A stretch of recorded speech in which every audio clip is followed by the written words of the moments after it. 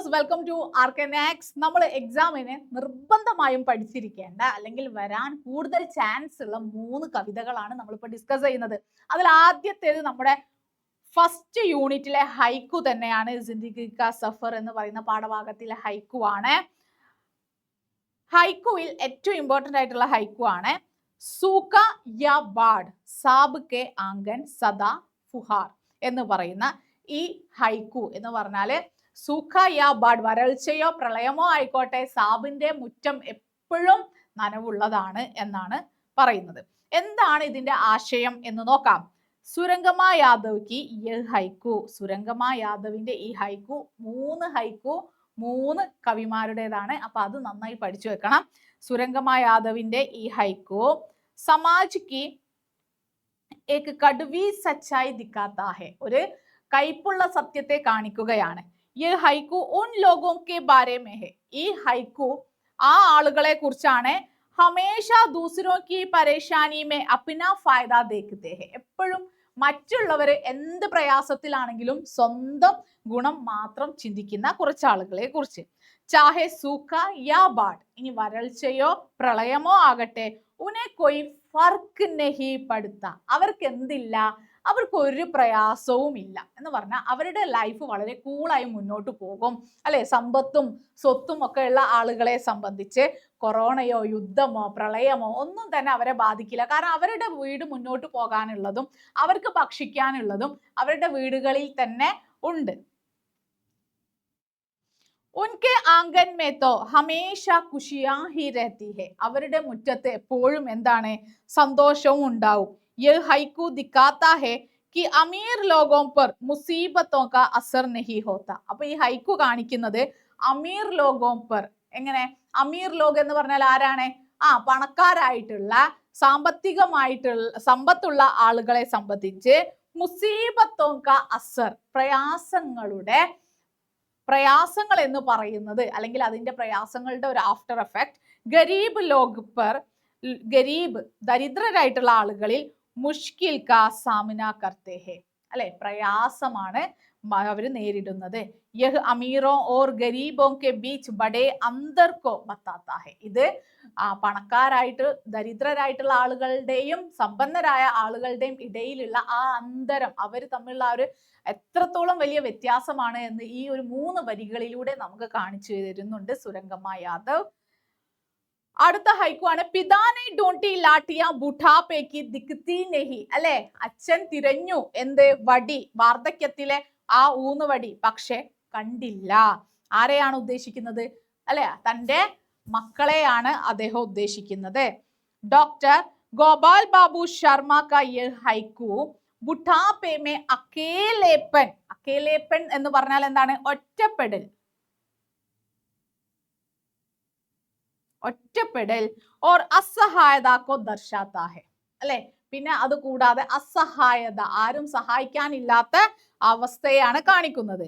പിതാനെ അപ്പിനെ ബച്ചോ കോ സഹാര സമജ്താത്ത, എന്താണ് അച്ഛൻ മനസ്സിലാക്കിയിരുന്നത്, തന്റെ കുട്ടികൾ തനിക്കൊരു സഹായമാകും എന്നാണ് അദ്ദേഹം കരുതിയിരുന്നത്. ലേക്കിൻ ബുഢാപ്പേ മേ വേ ദിഖായി നഹി ദേത്തെ, പക്ഷെ വാർദ്ധക്യത്തിൽ അത് കണ്ടില്ല. യേ ഷായദ് ഉപേക്ഷ യാ അക്കേലേപ്പൻ കി ഭാവനാക്കോ ദർശാത്ത ഹെ, ഇത് ചിലപ്പോ ഉപേക്ഷ, അല്ലെ, ഉപേക്ഷിക്കപ്പെടുന്നതിന്റെ അതല്ലെങ്കിൽ ഒറ്റപ്പെടുന്നതിനെയുമാണ് കാണിക്കുന്നത് ഈ കവിത. അപ്പൊ നമ്മള് ഈ ഒരു ഹൈക്കു കാണിക്കുന്നത് എന്താണ്, വാർദ്ധക്യത്തിൽ ഒറ്റപ്പെടുന്ന ആളുകളെയാണ് കാണിക്കുന്നത്. മനസ്സിലായല്ലോ? അപ്പൊ ഹൈക്കു ഉദ്ദേശിക്കുന്നത് എന്താണ്, ഇവിടെ ലാട്ടി ആരാണ് എന്നൊക്കെ 1 വേർഡ് ക്വസ്റ്റ്യൻ വരും. അപ്പൊ ഈ ലാട്ടി എന്ന് ഉദ്ദേശിക്കുന്നത് കുട്ടികളെയാണ്. അടുത്ത ക്വസ്റ്റ്യൻ നമ്മുടെ ദോഹയിൽ നിന്നാണ്. എസി വാണി ബോലിയെ മനുക്ക ആപ്പാ കോയ് അപ്പിനാ തൻ സീതൾ കരെ ഓരോ കോ സുഖ് ഹോയ് എന്ന് പറയുന്ന ദോഹ വളരെ ഇമ്പോർട്ടന്റ് ആയിട്ടുള്ള വളരെ അർത്ഥവത്തായിട്ടുള്ള ഒരു ദോഹയാണ്. കബീർ ദാസ് ജി കെ ഇസ് പ്രസിദ്ധ ദോഹെ മേ വാണി കി മഹത്ത और उसके सदुपयोग पर गहरा चिंतन प्रस्तुत किया गया है. वे कहते हैं कि हमें ऐसी वाणी बोलनी चाहिए. നമ്മൾ എങ്ങനെയുള്ള വാക്കുകൾ പറയണം? जो हमारे मन के अहंकार को समाप्त कर दे, നമ്മുടെ ഉള്ളിലെ അഹങ്കാരത്തെ സമാപ്തമാക്കുന്ന. ആപ്പാ കോയ്, आपा कोई का अर्थ है अपने अंदर के अभिमान घमंड और स्वार्थ को त्याग देना. അല്ലെ, ഉപേക്ഷിക്കുക എന്നതിന്റെ അർത്ഥമാണ് നമ്മുടെ ഉള്ളിലെ അഭിമാൻ എന്ന് പറഞ്ഞാൽ ഇവിടെ അഹങ്കാരം എന്നാണ് കേട്ടോ അർത്ഥം. അഹങ്കാരം, ഗമണ്ട്, അഹങ്കാരം തന്നെയാണ് ഗമണ്ട് എന്ന വാക്കിന്റെയും അർത്ഥം. ഓർ സ്വാർത്ഥകോ, സ്വാർത്ഥത, ഇതിനെയൊക്കെ എന്ത് ചെയ്യണം? ത്യജിക്കണം. ത്യാഗ് ദേന.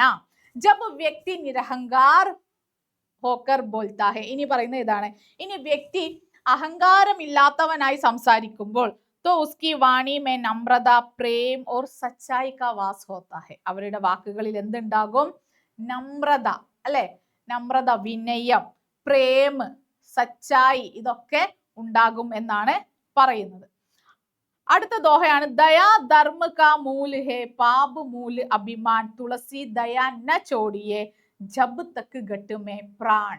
നോക്കോ, ദയാ, तुलसीदास का यह दोहा मनुष्य जीवन के दो महत्वपूर्ण पहलुओं दया और अभिमान पर പ്രകാശ് ഡാൽത്താ ഹെ. അല്ലെ, മനുഷ്യന്റെ മഹത്വപൂർണമായ രണ്ട് കാര്യങ്ങളാണ് ദയ ഓർ അഭിമാൻ എന്ന് പറഞ്ഞ അഹങ്കാരം, രണ്ട് തലത്തിലുള്ള. വേ कहते हैं कि दया की धर्म का आधार है. दया ही धर्म का आधार है. ദയയാണ് ധർമ്മത്തിന്റെ അടിസ്ഥാനം. यानी समस्त सद्गुणों और अच्छे कर्मों की जड़ दयालुता में ही निहित है. इसके विपरीत, ഇനി അതിന് വിപരീതമായിട്ടാണ് പാപ് കാ മൂല് അഭിമാൻ ഹെ. ഈ പാപങ്ങളുടെ ഒക്കെ അടിസ്ഥാനമാണ് അഭിമാൻ എന്ന് പറഞ്ഞ അഹങ്കാരം. സബി ബുരായിയോ ഓർ ഗലത് കാര്യോ കി ശുരുവാത് അഹങ്കാർ സെ ഹോത്തി ഹെ. എന്താ പറയുന്നത്? സബി ബുരായിയോ ഓർ ഗലത്, എല്ലാ മോശ കാര്യങ്ങളുടെയും തെറ്റുകളുടെയും ഒക്കെ തുടക്കം അഹങ്കാരത്തിൽ നിന്നാണ്. ഇസ് ദോഹെ മേ തുളസീദാസ് യഹ് സീഖ് ദേത്തെ ഹെ कि जब तक शरीर में प्राण है. തുളസീദാസ് പഠിപ്പിക്കുന്നത് ഇതാണ്, ജബ് തക് ശരീർ മേ പ്രാൺ ഹെ, എത്ര കാലം ശരീരത്തിൽ പ്രാണനുണ്ടോ, തബ് തക് ദയാലുതാ കാ ത്യാഗ് നഹി കർണാ ചാഹിയെ, അത്രയും കാലം നമ്മുടെ ശരീരത്തിൽ ജീവൻ ഉള്ളിടത്തോളം കാലം നമ്മൾ എന്ത് ചെയ്യരുത്? നമ്മുടെ ഉള്ളിൽ നിന്ന് ദയ എന്നതിനെ ഒഴിവാക്കരുത്. അതിനെ എപ്പോഴും നമ്മുടെ ഉള്ളിൽ ഉണ്ടായിരിക്കണം എന്നാണ് പറയുന്നത്. അടുത്തതായി നിങ്ങൾ പഠിക്കേണ്ട എക്സാമിന് വരുന്ന ഒരു കവിതയുടെ ആശയമാണ് സിലാ ബിൻതി ലഡ്കിയാം. സിലാ ബിൻതി ലഡ്കിയാം ഏകാന്ത് ശ്രീവാത്സവ് ഹിന്ദി സാഹിത്യക്കെ സമകാലീന കവി ഹെ. ആശയമാണ് 4 മാർക്കിന് വരുന്നത്. കവിത, നിബന്ധ, ആലോചന ആദി ക്ഷേത്രമേ വേ പ്രസിദ്ധ ഹെ എന്ന് പറഞ്ഞാൽ കവിത, നിബന്ധ, അല്ലെ, പിന്നെ ക്രിട്ടിസൈസ് ചെയ്യുക, ആദി ക്ഷേത്രമേ, ഇതിലൊക്കെ അദ്ദേഹം പ്രസിദ്ധനാണ്. സിലാ ബിൻതി ലഡ്കിയാം, സിലാ ബിൻതി ലഡ്കിയാം ചോട്ടി സി കവിത ഹെ, ചെറിയൊരു കവിതയാണ്. പ്രസ്തുത കവിത മേ ആജീവിക കെ ലിയെ സംഘർഷ കർനെ വാലി ലഡ്കിയോ കാ ചിത്രൻ ഹെ. എങ്ങനെ? ജീവിക്കാൻ വേണ്ടിയിട്ട് പോരാടുന്ന, ജീവിതത്തോട് മല്ലിടുന്ന പെൺകുട്ടികളെ കുറിച്ചാണ് ഇതില് പറയുന്നത്.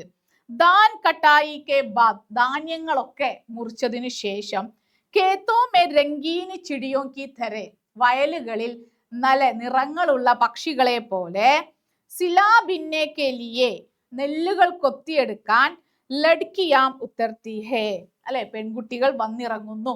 അപ്പൊ ഇവിടെ സിലാ ബിൻതി ലഡ്കിയാം, ഈ പെൺകുട്ടികളെ, ധാന്യം പെറുക്കുന്ന ഈ പെൺകുട്ടികളെ എന്തിനോടാണ് കവിതയിൽ ഉപമിച്ചിരിക്കുന്നത്? പക്ഷികളാണ് കേട്ടോ. ചിടിയാം രംഗ് ഓർ ഖുഷ്ബൂ സെ ലഡ്കിയാം ദാൻ കോ പെഹനാത്തി ഹേ. എന്താണ്? നിറങ്ങൾ കൊണ്ടും ഖുഷ്ബു കൊണ്ടും മണം കൊണ്ടൊക്കെ അവരെന്തിനെ കണ്ടെത്തുന്നു? ധാന്യം. ഉൻകി ഹസി ഓർ ഗുൻഗുനാഹട്ട് കേത്തോ മേ ബർ ഗയി, അവരുടെ ചിരിയും അവരുടെ കളികൾ കൊഞ്ചലും ഒക്കെ എവിടെ നിറഞ്ഞിരിക്കുന്നു? എവിടെ? കേത്തിൽ, വയലുകളിൽ നിറഞ്ഞിരിക്കുന്നു. സായം കാൽ ഹോനെ പർ, ഇനി വൈകിട്ടാകുമ്പോൾ, ഏക് ബർത്തൻ ബർ ബാത്ത് ലേക്കർ വഹ് ഗർ ലൗട്ടി ഹേ, ഒരു പാത്രം ചോറ് വെക്കാനുള്ള നെല്ലായി കഴിഞ്ഞാൽ അവർ അതും കൊണ്ട് തങ്ങളുടെ വീടുകളിലേക്ക് മടങ്ങുന്നു. പാനി സെ ഉഡ് ജാനെ കെ ബാദ് ബി, വെള്ളത്തിൽ നിന്ന് പറന്നുയർന്നതിന് ശേഷവും, ജിസ് തര ജൽ പക്ഷിയോ കി ഉപസ്ഥിതി ബരി രഹത്തി ഹേ, ഏത് പ്രകാരമാണോ വെള്ളത്തിലെ ജലപക്ഷിയുടെ പറന്നുയർന്നു കഴിഞ്ഞാല് അതിന്റെ ആ ഓളം ഉണ്ടാവില്ലേ, അല്ലെ, അതിന്റെ സാമീപ്യം ആ വെള്ളത്തിൽ ഉണ്ടാകുന്നത്, അതേപോലെ അതിന്റെ പ്രസൻസ് ആ വെള്ളത്തിൽ കാണിക്കും. ഉണ്ടായിരുന്നു, പക്ഷെ ഇപ്പൊ പറന്നിട്ടേ ഉള്ളൂ, വെള്ളം അങ്ങനെ ഇളകുന്നുണ്ട്. അല്ലെ, ആ ഒരു ഓളം ഇല്ലേ, അതേപോലെ കേത്ത് മേ ലഡ്കിയോം കി ഉപസ്ഥിതി ബനി രഹത്തി ഹെ, അതുപോലെ വയലുകളിൽ നിന്ന് പെൺകുട്ടികൾ പെട്ടെന്ന് പോയി കഴിഞ്ഞാലും കുറച്ച് സമയത്തേക്ക് അവരുടെ പ്രസൻസ് അവിടെ ഫീൽ ചെയ്യുന്നു, നിറഞ്ഞു നിൽക്കുന്നു. കവിത മേ ലഡ്കിയോം കെ ജീവ് സംഘർഷ് കോ ദർശായ ഹെ, കവിതയിലെ ഈ ലഡ്കിയോം കെ ജീവിതം, പെൺകുട്ടികളുടെ ജീവിത സംഘർഷത്തെയാണ് കാണിക്കുന്നത്. സാത്ത് ഹി സാമാജിക അസമാനത, അതിനോടൊപ്പം സമൂഹത്തിലെ അസമത്വത്തെയും കാണിക്കുന്നു. പർത്തീക വ്യംഗ്യകിയാഹെ, പക്ഷെ അതും ഒരു വ്യംഗ്യമായ രീതിയിൽ ഹാസ്യരൂപേണയാണ് കാണിക്കുന്നത് അല്ലെ. അപ്പൊ ഈ ഒരു അവസ്ഥയിൽ ഉള്ള ആളുകൾ ഇന്നും ഉണ്ട് എന്ന കാര്യം കൂടി നമ്മുടെ സൊസൈറ്റിയിൽ നിന്ന് നമ്മൾ തിരിച്ചറിയണം. എന്ത്, നമ്മുടെ സൊസൈറ്റിയിൽ ഇന്നും ഒരു നേരത്തെ ധാന്യത്തിന് വേണ്ടി പ്രയാസപ്പെടുന്നവരുണ്ട് എന്നുകൂടി കവിതയിലൂടെ കവി നമുക്ക് കാണിച്ചു തരാണ്. അല്ലാതെ എന്തല്ല അവിടെ പെൺകുട്ടികളെ പക്ഷിയോട് ഉപമിച്ച് അവിടെ വർണ്ണിച്ച് അതിന്റെ ഭംഗി മാത്രമല്ല കാണിച്ചു തരുന്നത്, ഇങ്ങനെ ഒരു അസമത്വം കൂടി നമ്മുടെ സൊസൈറ്റിയിലുണ്ട് എന്ന കാര്യമാണ് ഈ കവിതയിൽ പറയുന്നത്. അപ്പൊ വളരെ ഇമ്പോർട്ടന്റ് ആയിട്ടുള്ള 3 ചാപ്റ്റേഴ്സ് ആണ് ഇപ്പോൾ നമ്മൾ ഡിസ്കസ് ചെയ്തത്. അപ്പൊ നിങ്ങൾ പഠിക്കുന്ന സമയത്ത് ഇത് നന്നായിട്ട് പഠിക്കുക. എക്സാമിന് വരുന്ന ചോദ്യങ്ങളാണ് ഇപ്പൊ നമ്മൾ ഡിസ്കസ് ചെയ്തത്. ഓക്കെ, അപ്പൊ ഇതുപോലുള്ള മറ്റു വീഡിയോസുമായി കാണാം. അതുവരേക്കും ബായ്. അതിനു മുന്നേ നിങ്ങൾ ഈ വീഡിയോ ഷെയർ ചെയ്യുക, ലൈക്ക് ചെയ്യുക. ഇനിയും ചാനൽ നിങ്ങൾ സബ്സ്ക്രൈബ് ചെയ്തില്ലെങ്കിൽ സബ്സ്ക്രൈബ് ചെയ്യുക. ഓക്കെ.